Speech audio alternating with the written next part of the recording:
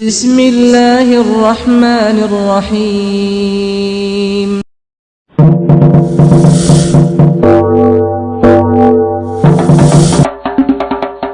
मुतनाज़ रुस्म पाकिस्तान पर भोला भाला और तैयब रज़ा अवान का बयान। अस्सलाम वालेकुम जी।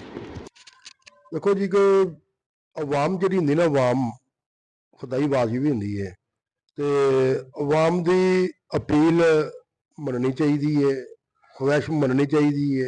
ਦੁਨੀਆ ਜਿਹੜੀ ਹੈ, ਦੁਨੀਆ ਦੇ ਮੁਲਕ ਅਵਾਮ ਦੇ ਉੱਤੇ ਚੱਲਦੇ ਨੇ। ਜੇ ਦੁਬਾਰਾ ਦੰਗਲ ਹੋ ਜਾਂਦਾ, ਚਾਂਸ ਮਿਲ ਜਾਂਦਾ ਤੇ ਅਵਾਮ ਵੀ ਖੁਸ਼ ਹੋ ਜਾਣੀ ਸੀ। अस्सलाम वालेकुम।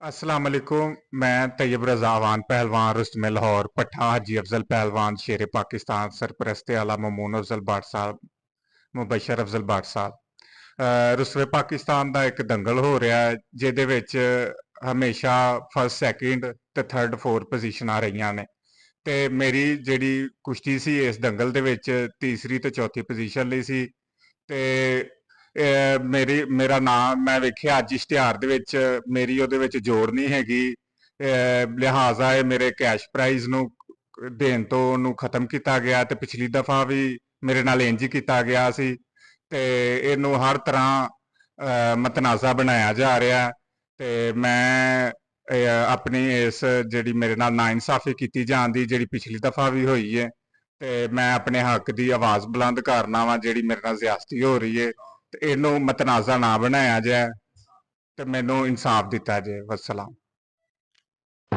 नुमाइंदा चैनल चौधरी कुश्ती चैनल।